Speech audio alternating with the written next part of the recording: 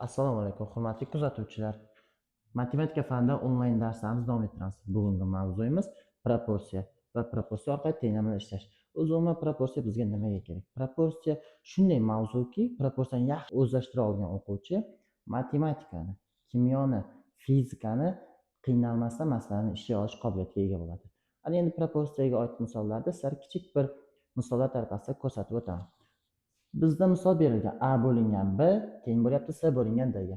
Endi bo'lish belgisini biz kasr qilib yozib olsak bo'ladi. A taqsim b teng bo'lyapti s taqsim d ga. Endi mana shu joyda bitta proporsiya asosiy xossasi bor. Ya'ni a taqsim b ni s taqsim d ga tenglashtirayotganimizda a ni d ga ko'paytiramiz. Shunda bizda a ko'paytirilgan d hosil bo'ladi. Endi b ni s ga ko'paytirsak, ya'ni bizda bu yerda nima hosil bo'ladi? Bizda mana bunda x harfi, ya'ni kres hosil bo'lmoqda. Kres amalni bajaradigan bo'lsak, b ko'paytirilgan s bo'ladi. Ana endi proporsiyani nazariy qismi, ya'ni nazariy qoidasini tushuntiradigan bo'lsam, chetki xatlar, ya'ni chetki xatlarning ko'paytmasi o'rta xatlarning ko'paytmasiga teng. Bu proporsiyaning nazariy qoidasi hisoblanadi. Ana endi proporsiya mavzusini misollar orqali ko'rib o'tamiz. Bizda birinchi misolimizda berilgan ekan. X bo'lingan 3 teng bo'lyapti 5 bo'lingan 9 ga. Xo'p, bo'lish belgisini biz yuqorida aytib o'tgan formulalar orqali kasr ko'rinishida yozib olsak bo'ladi. 5 bo'lingan 9. Xo'p, qaranglar. O'zi aslida proporsiyani biz qoidasi bo'yicha ishlaydigan bo'lsak, x topish uchun nima qilamiz? Albatta, bu yerda o'sha yuqoridagi kres belgisidan foydalanamiz. X ni ko'paytiramiz 9 ga, 3 ni esa ko'paytiramiz 5 ga. Shunda bizda hosil bo'ladi 9x teng 15 hosil bo'ladi. Endi bu yerdan x topish uchun nima qilamiz desa, 15 ni bo'lib yuboramiz 9 ga. 15 bilan 9 3 ga bo'linadigan son bo'lgani uchun 3 ga bo'lib yuborsak, bizda 5 taqsim 3 degan javobimiz kelib chiqadi. Bu proporsiya ishlanishining birinchi yo'nalishi hisoblanadi. Ana endi sizlardan proporsiyaning ishlashning ikkinchi yo'nalishini ko'rib o'tamiz. Misol berilgan x bo'lingan 3 teng bo'lyapti 5 bo'lingan 9 ga. Xo'p, bo'lishda yuqoridagidek kasrni ko'rinishda yozib olamiz. Endi qaranglar, mana shu joyda bizda noma'lum suratda turibdi. Mahrajlarimiz esa aniq turibdi. Proporsiya qoidasiga binoan mahrajlarni bir-biriga ko'paytirmasdan nima qilishimiz mumkin?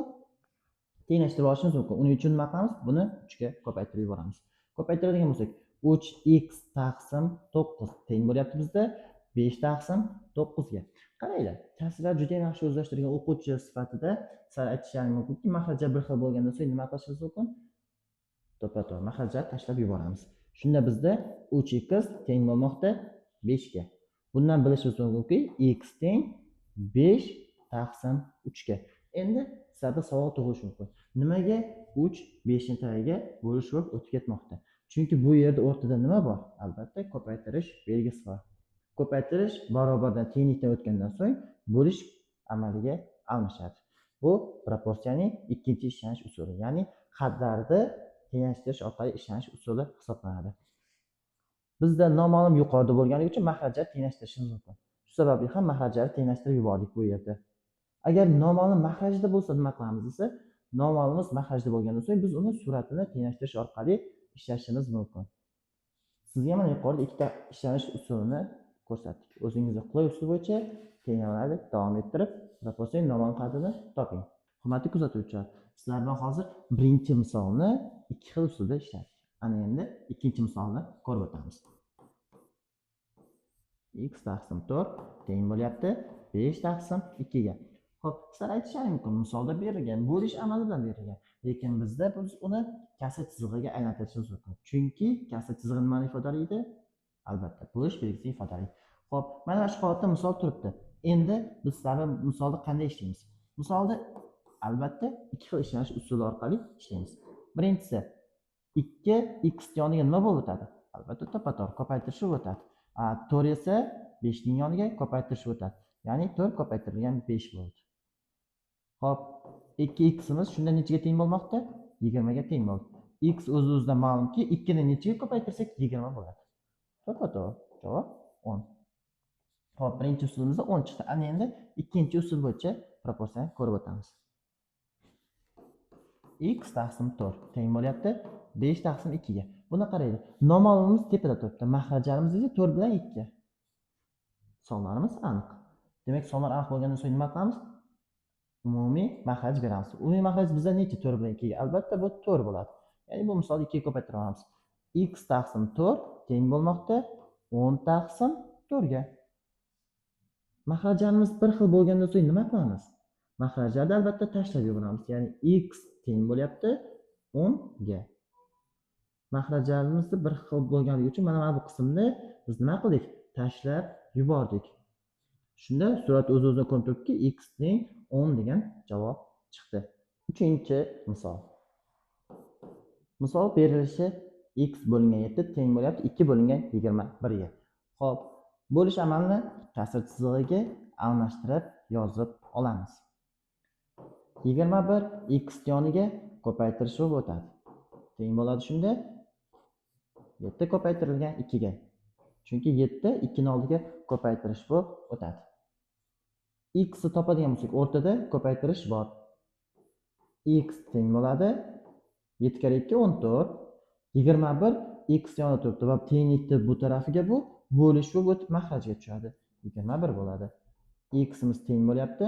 Ikkala sonimiz ham 7 ga qisqaradi.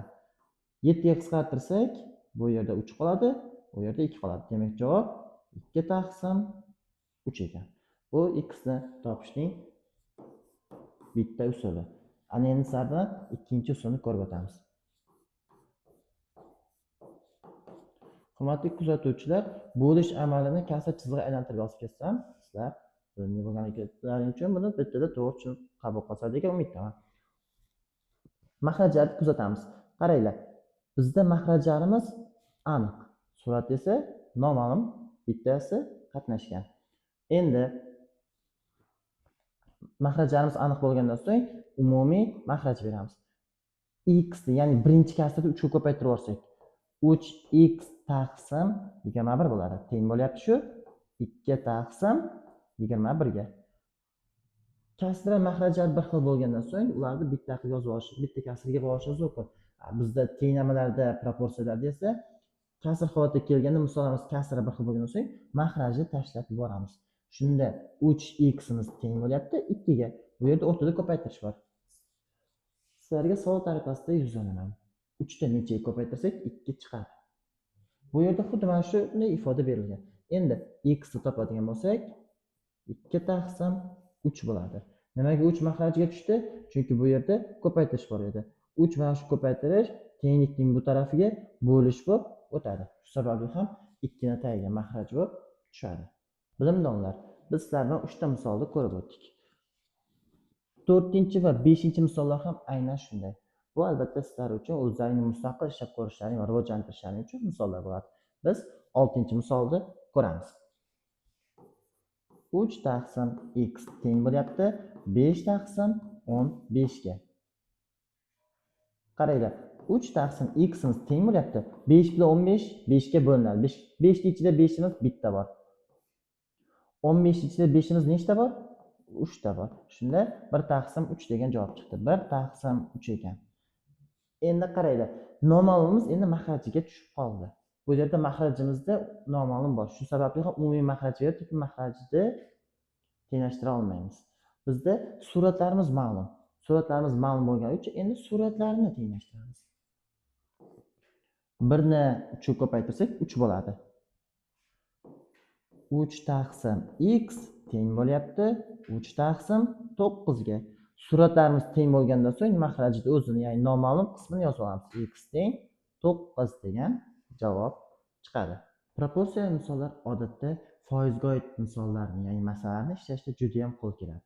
Ana endi sizlar bilan birgalikda masaladan proporsiya qanday foydalanishni ko'rib o'tamiz. Masala berilgan bizda. Talabaning stipendiyasi 400 so'm. Agar uning stipendiyasi 25% ga ortsa, qancha stipendiya oladi? Mana shu misolni proporsiya yordamida ishlaymiz. Dastlab talabaning stipendiyasi 400 so'm bo'lgan. Xo'p, shu 400 so'mligiga 100% bo'lgan. Bizda uning stipendiyasi necha foizga oshdi dedi? 25%ga oshdi dedi. 25%ga oshish uchun proporsiyadan foydalanamiz. Xo'p, proporsiyadan foydalangan bo'lsak, qaranglar. X ro'parasidagi son x ga ko'paytiriladi. Va x ning qarama-qarshi tomonidagi misollar bir-biriga ko'paytiriladi. 100 x imiz teng bo'lyapti 400 ko'paytirilgan 25 ga. Biz ko'paytirib hisoblab o'tirmagan holatda x ni to'g'ridan to'g'ri topamiz. X imiz teng bo'lyapti 400 ko'paytirilgan 25 taqsim 100 ga. Mahrajda 100 qayerdan keldi desa, x soldagi 100 imiz tenglikning ikkinchi tarafiga bo'lamal bo'lib o'tmoqda. Ko'paytirish bo'lgandan so'ng kasrda albatta bu to'g'ridan to'g'ri qisqarishi mumkin. 100 bilan 400 qisqaradi 100 ga 4 bo'ladi. 4 25 ga ko'paytirsak, javob 100 bo'ldi. Dastlab bizda talabamiz 400 so'm stipendiya olar edi. Uning stipendiyasi qanchaga oshibdi? 100 so'mga oshibdi va yakunda umumiy talabaning stipendiyasi 500 so'mga yetibdi. Mana yakuniy javob. Proporsiya orqali ishlangan misolimiz. Birinchi misol talabaning stipendiyasini hisoblab javobini chiqardik. Endi keyingi misolimiz.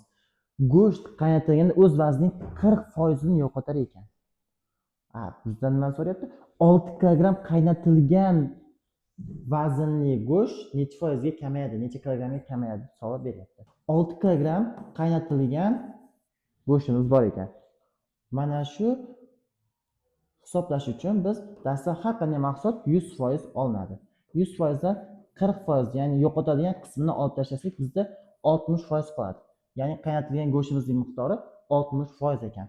Bizda savolda 6 kilogramm go'sht qaynatilganda deyapti. Ya'ni 6 kilogramm go'shtimiz demak dastlab u 100% bo'lgan. O'z vaznini 40% ni yo'qotadigan bo'lsa, necha kilogramm qaynatilgan go'sht olishimiz mumkin? Xo'p, bizda mana bu o'rtadagi foiz topib bo'lgan misolimizni boshqacha yozib qo'yamiz. Mana 100 ayrilgan 40 teng 60. Bular barchasi foiz miqdorlari edi. X hisoblaydigan bo'lsak, x teng x 100 ga ko'paytiramiz 100 x bo'ladi. 6 ni esa 40 ga ko'paytiramiz. 6 ko'paytirilgan 40 bo'ladi. 6 ni 40 ga ko'paytiradigan bo'lsak, 100 x imiz teng bo'ladi 240 ga. Bu yerda ma'lumki x imiz teng bo'lyapti 240 bo'lingan 100 ga. Xo'p, mana bu misolimizni o'chirib tashlashimiz kerak ekan. 240 bo'lingan 100 ga. X imiz teng 0 dan qisqaradi. 24 taqsim 10 degani bu misollarni qisqartirib olsak 2/4 chiqadi. Ya'ni 6 kilogramm go'sht qaynatadigan bo'lsak, bizda necha kilogramm tushar ekan? 2/4 kilogrammga tushib qolar ekan. 2/4 kilogramm javob chiqdi. Ya'ni 6 kilogramm go'sht qaynatadigan bo'lsak, 6 kilogramm go'shtimizda 2/4 kilogrammi o'z vaznini yo'qotadi. To'g'ri javob A varianti bo'ldi. Keyingi misolimizda esa muzqaymoqqa oid misolning necha foiz javob chiqishini siz aziz tomoshabinlarga uy asar tariqasida beramiz. Bizni ijtimoiy tarmoqlarni kuzatishda davom eting va ijtimoiy tarmoqdagi sahifamizga obuna bo'ling. Keyingi darsda ko'rishguncha